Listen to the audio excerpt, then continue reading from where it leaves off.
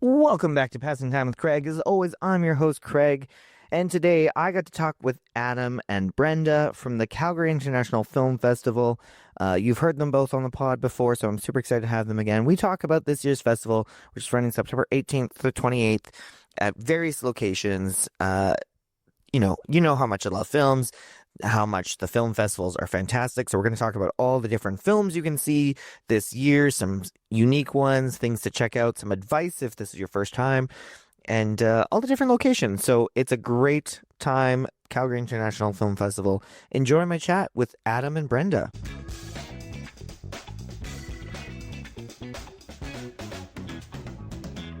Well, thank you both for being here today. I'm super excited to chat with you about this year's festival. The schedule's all out, and people can start planning. I was spending all morning figuring out what films I can see and when.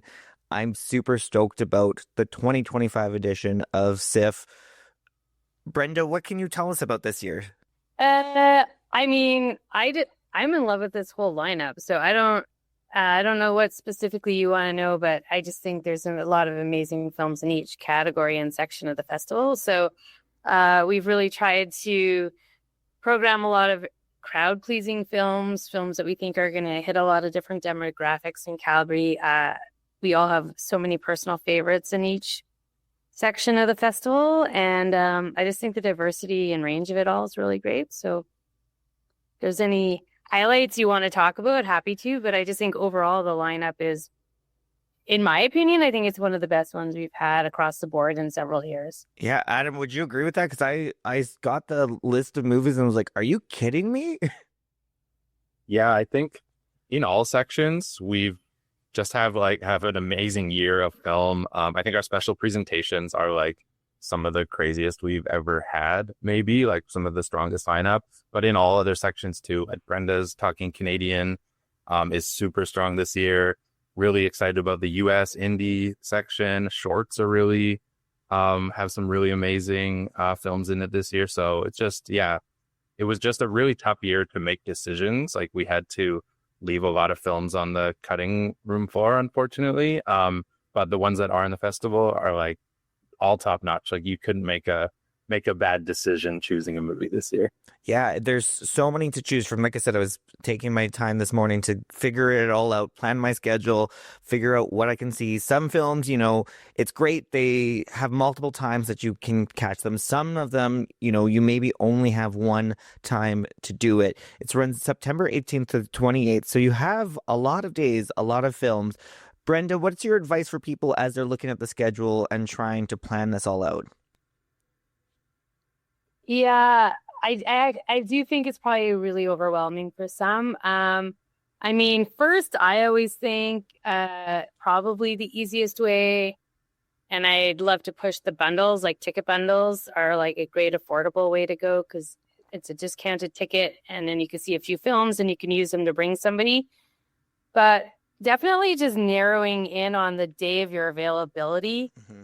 If you've got limited windows that you can watch something, just starting to focus on your date, and your time, then you get anywhere from maybe 4 to 8 films to choose from, depending on the day.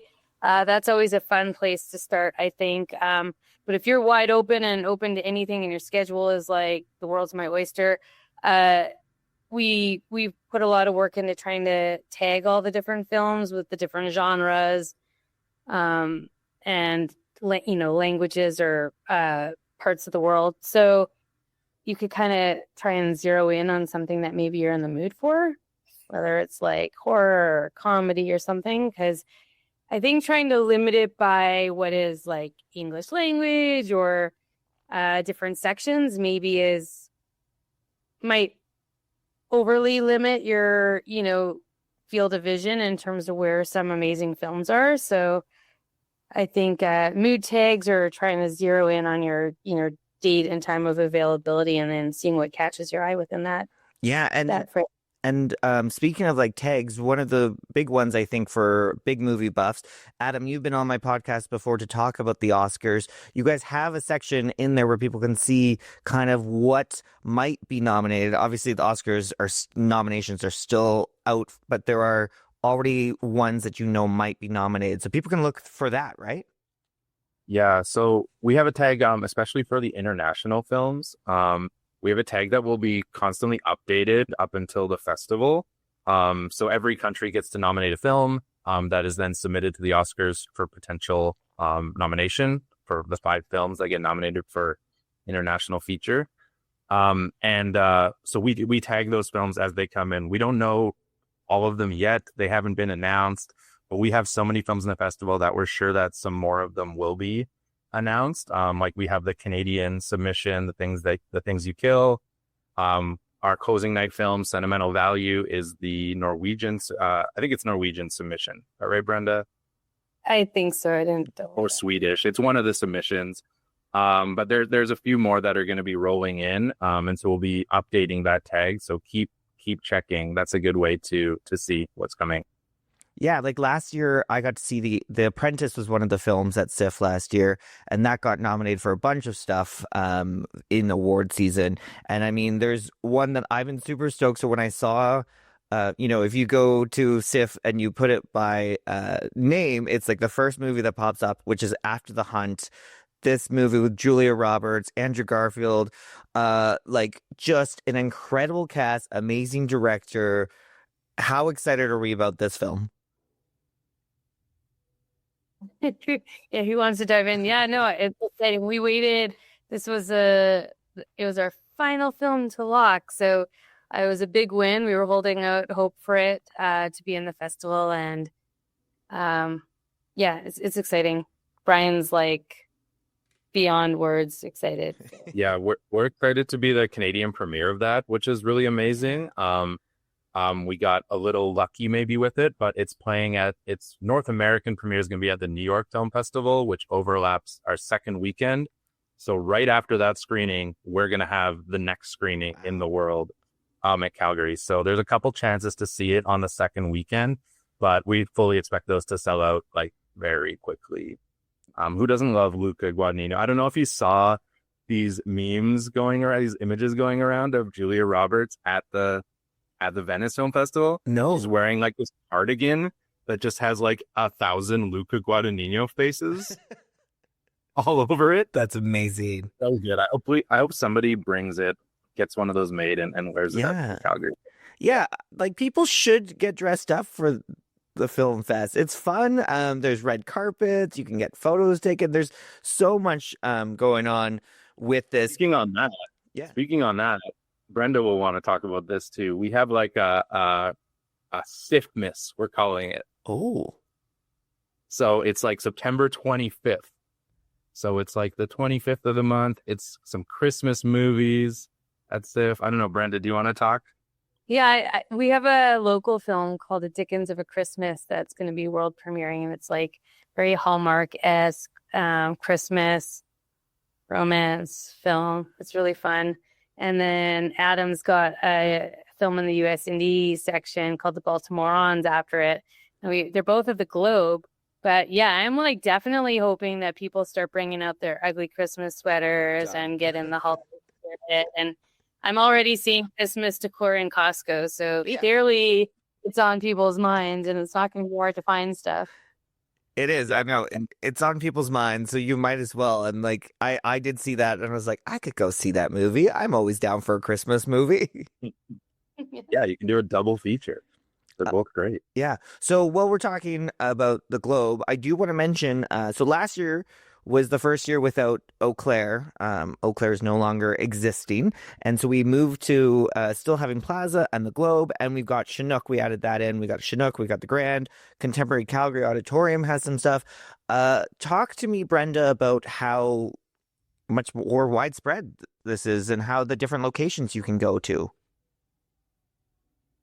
Yeah, I mean, I actually think it's really great because there's, everyone's got different views on it, but not everyone likes to go downtown. Yeah. Like, let's face it. Like, we're used to it. We have offices and some of us live downtown area, but, Chinook is really central for a lot of people. It's got free parking. It's got huge parking lots. Go buy yourself a pair of jeans and go to a movie, whatever. Go get some New York fries. I think it's great. It opens it up to a lot wider of an overall audience and community in Calgary to embrace the festival and check out films. Maybe attend the festival if they've never wanted or known about it, or just thought it was too intimidating, or whatever the reasons may be. So I think it's great. I think it's accessible being at Chinook. I love that we have as many screenings as we do still downtown to satiate that, like downtown audience and appetite for everyone who wants to be down there. And we've tried to make it so, there's films, if they screen at the Globe, they also screen at some point at Chinook or Plaza. So there's options. Some films maybe only screen both times at Chinook, but that's just for different other reasons. But I think it's great. There's definitely an audience. There's some people who will just stick with one. They'll go films back to back at the Globe. That's their jam. And some people who are, all about the Plaza, and they're going to cram as many in that they can there. And then you've got others who are willing to take out the scooters or vehicles or bikes or however they may and try to make it to the different venues if they can. And we've tried to schedule films that allow people to either bounce around or stick with one cinema. Yeah. And also, transportation, we talked about, you could drive, you can ride a bike, but of course you got the scooters and Calgary Transit. There's a special discount. Like, it's so easy for people to get around the city, and it's September, so generally pretty nice weather. Yeah, and it's actually a quick jaunt on the train from downtown to Chinook. Yeah, it takes you no time. Really easy. Everything is by transit. We have a little partnership with the Calgary Transit as well this year. If you buy your tickets on the app, you can get a discount on tickets. You just have to show your ticket stub if the officers pull you over. But yeah, you can take the train everywhere. If you use that transit app, actually the CIFF locations now show up on that map right now up until the end of the festival. So you can pinpoint all your little spots where all the venues are. So that's really awesome. Yeah. And so you're planning your schedule. There's so much to see, as we mentioned, so many different films. We have to, of course, chat about the short packages, Adam. Like, you've got like 11 plus the best of shorts. So plenty of them. Tell me, for people who are listening who aren't aware of them, how you go ahead and compile these shorts into packages. So shorts in the festival are in a few different ways. Like, you might see a short film before a feature film if something really paired well. We've got like a local short film called Seed that's playing before an amazing retro like violent movie called Deathstalker. So there's like those opportunities to see short films. But the biggest chunk of shorts is in packages. So we watch all these films, and then we try to thematically bring them together into a 90-minute to 2-hour package about the same length as a film, so we can slot them in easily. And then we have these thematic packages strewn throughout. There's usually about one every day. There's a couple on some days. But yeah, so we always have an Alberta Spirit package. That's on Monday night, the 22nd. We'd fully expect that to sell out. That's like a super fun event. But we have a package called Night Crawling. That's like our after dark scary stuff. We've got a package called My Heart Beats for Love. That's like our date night package on Wednesday night. It's like super fun. We've got an experimental package called Wrecking Ball. And then we've got a package about movies about movies called If We Were a Movie. And that one has the North American premiere of this Charlie Kaufman movie called How to Shoot a Ghost. So really excited about that. But yeah, all the packages are kind of strewn throughout. We like to name the package titles. You can maybe see if we have a bit of a theme there. I don't know if you figured it out yet or anybody has. Not yet, but now I have to figure that out. Yeah. We like to have fun with our naming of packages. Yeah. Well, and what's great is, again, people are busy, people have lives. If you can only make it to one screening, a short package is a great one because you get to actually see a bunch of shorts in that same time period that you're only seeing one full-length film. So it's a great option for those who might be on a bit of a time crunch. Totally. And I always say this with shorts packages too. You like they can be anywhere from 1 minute to 40 minutes, but the average short film is like 10 to 15 minutes. So in a package, if you're not really vibing with whatever film is on right now, there's going to be another one up, and I'm sure there's going to be at least a few films in every package that somebody's going to like. And yeah, there's just so much variety in these. They're still thematically put together. So you're going to have like similar themes and vibe and whatever, but totally different films from all over the world in every package. Yeah. And also, like, you see directors who've been in the industry forever and making feature films, and you have somebody like Charlie Kaufman going and making a short film at a, stage in their life. But then you also have a lot of really amazing, like, emerging and up and coming directors in the shorts that are now, later become the first, second, and third features we're showing at the festival as well. And so that's always fun, if you're watching a shorts package and you are really into them, keeping an eye on those directors, a lot of the new ones, because it's interesting to watch their careers evolve. And there's even several whose short gets expanded into a feature based off the same, which is always something we see, and we end up, sometimes they'll come back around to the festival a few years later in that context. So there's a nice through line between the shorts and the features as well there.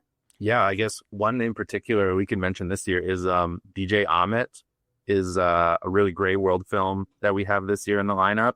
And we played this director's film Sticker in 2020, I believe it was. And I think that was their last short, and then they move up to features, and we're super excited to be following that director and then be able to screen their amazing first feature that we're so excited about.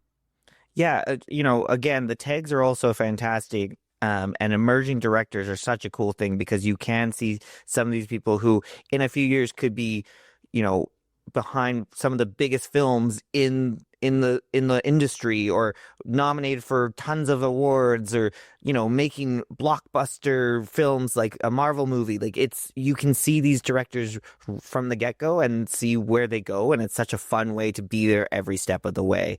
There are so many incredible directors coming this year with films at the festival. One that I want to mention because I loved is Nia DaCosta. Her movie, it's Hedda. That's the one, right? Yeah, Hedda. I'm super excited about that because she's a fantastic director. It's really great. We got to actually see this one a few, like last month, maybe a couple months ago. It's a really great adaptation of this play. Tessa Thompson is just like unreal in it. But yeah, it's a bit of a shake from Nia DaCosta's other work, less like very horror-y, but it does still have some like social horror elements kind of rolling with it.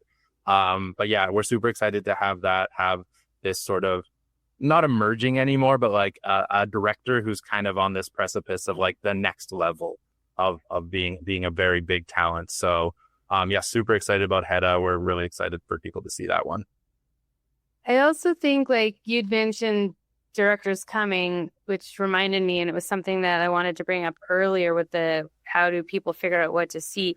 We have so many directors coming to the festival, directors, producers, actors, and I always think too, like, if you're not sure what to see, I would aim for a film that's maybe a bit more indie with a director in attendance, because some of those other ones might, you have another chance to see theatrically.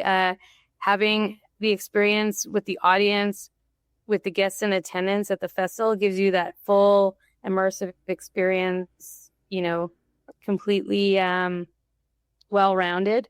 And it's what festivals are really about. So I think, we've got a tag for guests in attendance on the website as well. And I'd love for audiences to really kind of dig into those ones. Well, like, speaking of which, the first night we have the Biff Naked documentary with Biff Naked in attendance, followed by an acoustic set. and a Q&A. Adam, how excited are we about this one? Because this is a super cool way to kick off the festival.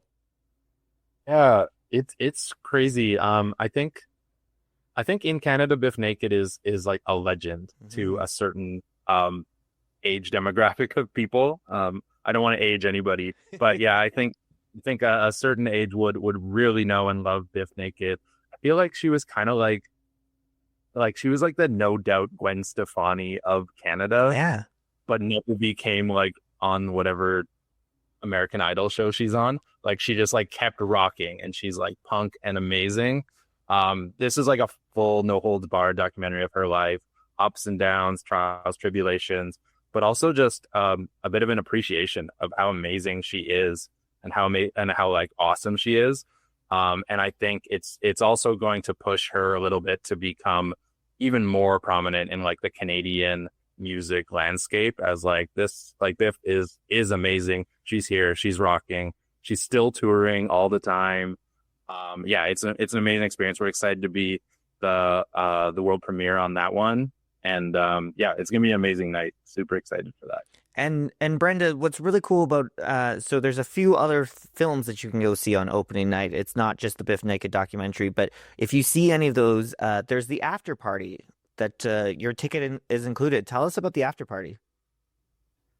Yeah, so it's for all the early films include the after parties, so they're a slightly elevated ticket price. And then Night of the Reaper, the horror film locally shot, is in the 9 o'clock spot. So that one is just a solo ticket. But any of the ones that include the after party is over at Contemporary Calgary in the main space, the Grotto, and it's open for several hours in the evening. Exact times, I think. Adam, do you know the exact time? I want to say like till 10, 8 to 10, something like that. Yeah, might even be till 11. Sorry. But yeah, you could. It's open to pass holders, and it's open to anyone with a movie ticket to those screenings, and it's good for a drink. And yeah, it'll be it'll be a fun party. Yeah, it's always a fun party. There's another documentary I meant to bring up earlier, because when I saw you guys had this is getting so much buzz. This is Colin Hanks directing John Candy's documentary, I Like Me, which if you know John Candy, which how can you not know John Candy? He is a Canadian legend, and I Like Me is such a heartbreaking title to have. Reference to one of his fantastic monologues he has. So the John Candy documentary, how excited were we to get this one? Like that's a big get, Brenda. Yeah, we were really excited too. I don't know. I feel like I've been in this industry for so long that I always tell Adam and some of the others, I get nervous to get excited about something that I'm worried might not come through, just because I don't know. But anyways, so this was one we had all hoped it would fall into place, and we were lucky it did, and we got to watch it together at the office. And yeah, I mean, I grew up with him. I'm a fan. It's always interesting when you have an office too with some really like young Gen Z and alphas in the room, and they're like, huh? And it's just like, oh my God, guys, we need to like fill your list with movies to watch. Oh yeah, if they're only one, like if the only thing they go is, oh wait, that's that guy from Home Alone, he was the Polka King, and you're like, he's so much more than that. Yeah, so anyways, yeah, it's exciting, it's fun. As soon as we saw that it was being released and the timing would work, we went after it. So nice. Yeah, I'd say that one kind of falls in line with maybe something like the Mr. Dress Up documentary we had a few years ago. Like John Candy was like Canada's dad, yeah, kind of, or uncle, for his career, and so it's super heartwarming and touching, but also you'll be crying by the end for sure. It's really great. Okay, yeah, and it's nice that some of these, there's a lot of films that launch at TIFF and are kind of positioned as a marketing launch, and they don't always get to screen with the other festivals, and that's probably where a little bit of our worry was with this film, but it was great that they were willing to play with us. Yeah. All right. So, Adam, tell the audience a couple films that you are, if they only have a couple they can see, what are some ones that you are excited about and you want to brag about right now?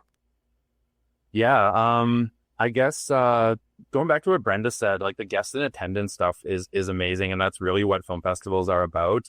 Yeah, part of a festival is being able to see these amazing award buzzy films before they come out in theaters, before everybody else. But the other big part of the festival is like getting to see a film with a director present and everything. So we have this great film called Concessions coming. It's a first feature. And it's kind of a Clerks style film, but set on the last day of a closing independent movie theater. It's all shot on film. The filmmaker, I think, is like in his early 20s, super young. But it's really like a beautiful looking film. It's like a hangout comedy. And it actually stars the late Michael Madsen in one of his final roles, who just passed away, I think a few months ago. Yeah. But yeah, we're excited to be the North American premiere of that film. It just premiered at the Edinburgh Film Festival, and so we're the next screening in the world. And that's going to be at the Plaza on that Friday night. Nice. That'll be fun. Brenda, what's something you're really looking forward to? Um, this is really hard. You can give a Uh, couple if you want. Yeah, well, I mean, from the world cinema, I mean, I have some personal favorites, but it would be great to plug that there is two international directors coming, and we pretty much hardly ever have somebody coming in from outside of North America. So we have a director coming with the film Cielo and with the film Grow. So those are two, that if people want to meet a director for the world cinema. But I mean, for the world cinema, I think probably two of my favorites are Paternal Leave and Hen, outside of the ones with the guests. Canadian, I think the two soft spot ones I got are, well, Middle Life is a world premiere, and there's a ton of people coming in for that one, and I'm excited that we've got the world premiere for that. So I'm hoping audiences gravitate to it. It's on the first weekend, and it's by Pavan Mundi. We showed his first film, Diamond Tongues, years ago, with that he did with Leah Faye Goldstein as well from July Talk. And what else? Foley's. It's a Quebec film. We have the director coming, and it's a French film about a couple who is looking to open up their relationship, and yeah, it's just so well done. It's a sex comedy. Yeah, it's a sex comedy. It's pretty raunchy, but it's everything. It's like sweet, it's heartwarming, it's funny, it's like intimate, it's everything. It's very French. It's and then the writer director is also the lead, and he's coming. So Can I plug one more? Yeah. I feel like I missed an opportunity. but We have another international premiere in the US Indie New American Cinema section called This Will Never Work. We've got the director coming, some of the cast. It just premiered at the Brooklyn Film Festival, and it won Best Screenplay at that festival. So it's really funny. It's really amazing, like family comedy drama about a family holding an intervention for the daughter and hiring a therapist, but it's all kind of a ruse, and the family is very dysfunctional. And it's really funny. Guests are all going to be in attendance for that one. Super excited. And then Slanted, I just want to say Slanted is like a body horror movie. It's kind of like The Substance meets Mean Girls. Oh, That's like the premise that I say about it. It won awards at South by Southwest, and the director is coming for that one too. So that's a little short one-line pitch. Substance meets Mean Girls. That's all you need to know. that's really all you need to know. That really sums it up. I mean, that's just it. There's so many different types of films. Yeah. We mentioned this earlier that there is a genre for everybody there, no matter what you want. There's also, as we mentioned, we've got the international film, so there are going to be some with subtitles. And then, of course, North American, Canadian films, and Alberta films. Brenda, talk to me about Alberta films involved with CIFF. Yeah, we have a huge Alberta lineup. We've been kind of building it a little bit bigger each year. So I'm just bringing up the list. Like with the Alberta films, we have features. We have both features and docs. And this year, we did mention the Christmas film, but we've got a great world premiere of another sort of family film, family relationship film called Do Us Part. With it kind of all takes it's based on a play into a film, and it all takes place in kind of one location in a house about different family members living and working different parts of it together. And that's really great and showcases a lot of local cast and some that others might recognize from the theater world, including like Andy Curtis from One Yellow Rabbit. Influencers and Night of the Reaper are two of the horror movies in the section. We've shown several of the two directors' works before, so it's always great to have them back. Sings in the Ring is part of our Alberta spotlight as well, which Adam could probably speak a bit more to for the wrestling fan. You want to touch on the doc side of the Alberta stuff, Adam? Yeah, Sings in the Ring is amazing. Actually by the same production team who's doing the Biff Naked documentary. It's Scorgie Entertainment out of Edmonton. They're like a long time amazing documentary house. We showed tons of their films over the years. So we're excited to have two world premieres. Sings in the Ring is the great Gama Singh. If anybody knows wrestling, Gama Singh was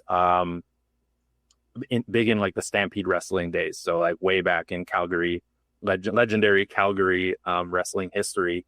But he was kind of the first Indian wrestler in that era of wrestling. They pushed him into being this bad guy, as they would at that time.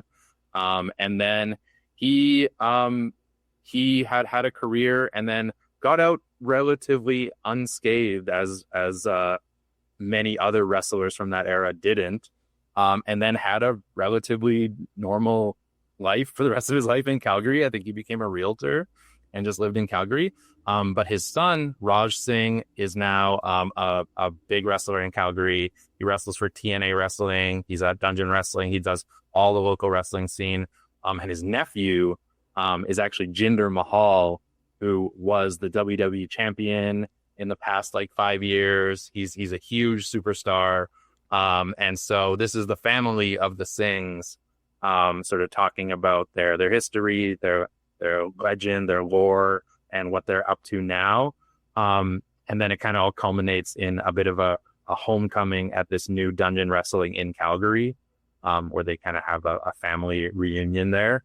But it's great. We're super excited for that screening. Everyone's going to be there. Gama, Raj, Jinder, maybe more. But yeah, that's a super exciting one from the doc side. Yeah, Calgary and wrestling just have such a rich history. So, I mean, we all grew up watching, so many of us grew up watching WWF and the Hart family. So that's a very exciting documentary. Yeah. Bret Hart is in the documentary. Unsure if he'll show up at the screening, but you never know. This is kind of becoming maybe it's my fault. I manifested this too much because I'm the big wrestling fan on the team. But last year we had a film called Dark Match, which was a big wrestling horror movie. This year we've got Sings in the Ring. So maybe it's like a comeback of the Calgary wrestling scene of the 90s coming back into the fold. So hopefully we can keep that rolling. Next year we'll have even more wrestling movies. So that's what we're manifesting for 2026. CIFF is more wrestling movies, please. Good. Yeah, and then I guess like the last few we've got Dusk and Dawn, so which is another first feature by a local Indigenous actress, Roseanne Superno. featuring kind of a lot of younger cast in a graduation story. Pulse of the Continent is another one of our documentaries. I can talk about that one. Yeah, go for it. Yeah, Pulse of the Continent is a doc. It's not a short, but it's not a full feature film. It's like 50 odd minutes. So it kind of falls in between our programming, between the feature programmers and the shorts team. But it was a really great documentary made through CPKC, the Canadian Pacific Kansas City Rail Company. And they had this locomotive that was an old steam locomotive. It's one of like 3 in the world left. And they did this project where they fixed it up. Engineers got it running. And then they sent it on a voyage from Calgary all the way across Canada through the States to Kansas City, and then St. Louis, and then all the way down to Mexico City. And so they did this like 3-country trip and then back, and like hundreds of thousands of people. I think when they got to Mexico City, they said there were like 10,000 people waiting to see this train. And so, yeah, they did this tour, came back, and it's just an amazing documentary about that whole experience. So we're really excited to have that presentation on the Saturday, the September 20th. And there's going to be some engineers in the Q&A. So there'll be lots of questions for all those train nerds out there. And then there's also a party that's going to be happening with that one at the CPKC Pavilion, which is like that little +15 over by the Palliser Hotel, like that fancy looking +15. And rumor has it, not 100% confirmed, they might bring the train. Oh, so the train tracks are like right behind that +15. So they're trying to bring the train up there for that party. That's a little elevated ticket. It's a little bit more than, you can buy a ticket just to the movie, or you can buy a ticket that includes the party. There's a drink, some food, and potential to see this train. And who doesn't want to see a train? Yeah, a train guest at the festival. That's a first, is it? I think so. I don't think we've ever had a train show up. We see train. I mean, CIFF is just so much fun. I love it. Like all the films, the events, there's so much going on. I want to ask you both. We'll start with you, Brenda. What is your favorite part about being part of the CIFF team? I mean, I just love how everyone works together. I love everyone's unique perspectives on everything to do with the festival. I love the festival environment, and every year just trying to tweak things up, or, already getting ideas for next year, even though this year hasn't happened yet. And as we research films, getting ahead of ourselves for the next year and the next year. And so it is a fun real life involved, everything kind of melding together. I've always loved festivals and those experiences. So, and then working towards the kind of ebb and flow of it all is a lot of fun. So it's very intense, and it, relaxes, very intense, but everyone on the team seems really, well, hopefully, seems quite resilient to that and themselves. So, we all kind of go through moments of stress or frustration or tired or something, but also really excited and happy and able to work together as a team that way. Yeah. Adam, what about you? What's your favorite thing about being part of the CIFF team? Yeah, Brenda said is true for sure. Like, great being part of the team. I think one of my things, like what Brenda said, putting on events and building community around these things is really important. But for my role, I guess, at CIFF, one of the best things I think is kind of getting to be a liaison between these artists, these amazing filmmakers with these films, and the CIFF and Calgary audience and community. And so you get to watch all these films, find all these films, meet all these filmmakers, get everything ready, bringing them to Calgary, and then getting to see them interact, seeing the audience interact with these films, with these artworks, is amazing. And then during the festival, that's the only opportunity we really get as programmers, Brenda and I and the rest of the team, is to get that feedback from our audience. Like, we're programming to what we hope people like you, Craig, and other people in Calgary are going to like. We also like these movies too, but we want our audience to love them, right?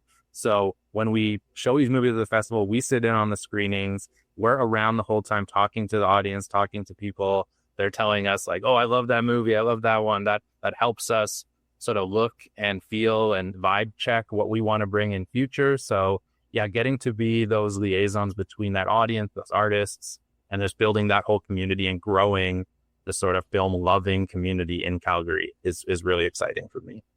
Yeah, I love all that too. Well, and I was gonna say, you both have been on the podcast before, and I always appreciate you finding the time because I know I have to talk to you when you're the busiest time for you. But you've mentioned how much work you have wonderful volunteers that were also helping to watch films, and then you have to decide what will be good for the city, what will have people want to come out. It may not be your favorite film, but you're like, no, I know that this will get a crowd and audiences are going to love it. So the work you guys do behind the scenes to get to this point, I don't know if enough people realize how much work it is, but thank you both for doing it. Yeah, thank you for having us on. Yeah, thanks. This helps us spread the message and get more people out to the festival, and that's what we want in the end. Is we want people to get their butts into the seats of these cinemas and see some amazing movies, take a chance on something that's like out of the norm of what you normally see at a Cineplex or a Landmark or multiplex theater, and come to the film festival. Yeah, like we mentioned, we got some films that are possibly get some big nominations, a lot of buzz. There's also like Kiss of the Spider Woman, Blue Moon. Those are some big ones. We got The Mastermind. There's one that I wanted to mention because I thought this was kind of different. And there's a huge audience for it, but we got Merrily We Roll Along, which is Jonathan Groff and Daniel Radcliffe. It's the like Broadway play, a screening of it, and it's something kind of different. And if you're into musicals and can't make it down or don't really want to go to Broadway in the States right now, this is a great chance to see something different, right? Yeah, I know Brian, our artistic director, is really excited for this one. And I think it was something that we were kind of came up as an opportunity for us to screen. And we kind of jumped at it as something new to sort of try out and see. It's something that we don't usually screen, like a filmed Broadway play that we're then going to show on the screen. But the stars involved, Daniel Radcliffe is in that one. He stars in it. Like, great cast, great film. We have the two Linklater films, and Linklater is actually making a film adaptation of this. So maybe in 10 years, we'll now show his version of it whenever he's done with that. But we're excited to take a chance on this, see if there's a bunch of theater nerds out there that want to come and see this, like you said, that aren't able to go to Broadway, and you get an opportunity to see it on the big screen. Probably the closest you'd get to it being next to being actually there watching it in person. Yeah. Now, as we start to wrap up here, Brenda, what's your last kind of way to sum up this year's festival for everybody? What's my I don't know. I don't know how to answer that.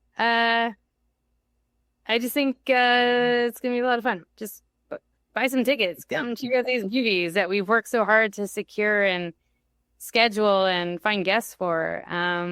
And back to my earlier point, pick the indies.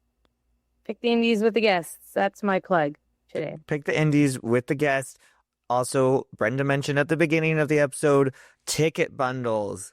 If you know you're going to see more than one film, I get it. You're busy. Maybe you can only see one film. But if you know you can go to more, get the ticket bundles. It just makes sense. And the ticket bundles work to bring a friend or a date. That's true too. Yeah, I guess. Yeah. Maybe it's just a couple of you going to the same film. Yeah. Adam, what do you want to say about this year's festival? Also, we have passes back this year, which is very exciting. So you can go to everything. I was going to bring this up earlier when we were talking about how you schedule out your festival. If you have a pass, you can just kind of jump into everything that isn't sold out. We actually had someone email us this morning, being like, why are these movies so close together? I can't go to all the movies I want to do. And I looked at the ones they were looking at and I was like, you have a pass, which they did. You can, as soon as the credits are over for a movie, you can hop out, run over to the other cinema. We usually have like a 5-minute intro buffer. You can catch that movie, hop out of the next one. You can jump to the next one. If you have a pass and you're someone who wants to take that time off and go see tons of movies, a pass is a great option. You can go to everything in the fest. Both of our Fridays, actually, we started doing matinees this year. So if you want to take an afternoon off on a Friday, movies start at like 1:00 on Fridays, so you can get in even more films. So a pass is a really great option. I guess I'll just steal from our marketing this year for what to say about the fest, but our marketing is that there's something for everyone. And there really is this year. There's like you said, Merrily We Roll Along. We've got speech and debate and a cappella singing competition movies. There's literally something for everyone in the festival. You'll be able to find you have your Hallmark Christmas movie that maybe you wouldn't expect to see in a film festival. Somebody just watches these movies at home, come to the festival and check it out, see the vibe of the fest. Maybe you'll come see some more stuff. So there's just such a variety of films this year that there really is something for everyone. There is. It's the Calgary International Film Festival, September 18th to 28th, 10 days of movies, so much you can see. I thank you both for being here again on the podcast. Thank you again for everything you do for the Film Fest. I'm so excited for this. I'm so excited to see you both at multiple films this year. Yeah, thank you guys so much.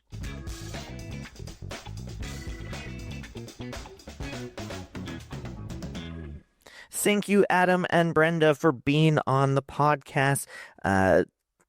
Just check out CIFF's Instagram, their website, CIFF, Calgary International Film Festival, for all the fun stuff. The schedule's out, tickets available. Some things go fast, so make sure if there's anything you really want to see, get those tickets right away. It's such a great time. And like we mentioned, there's different filters you can check out. So if you're wanting to see some of the people involved with it, or you want to watch Alberta-based world premieres, horror, queer, whatever it's looking for, you got it.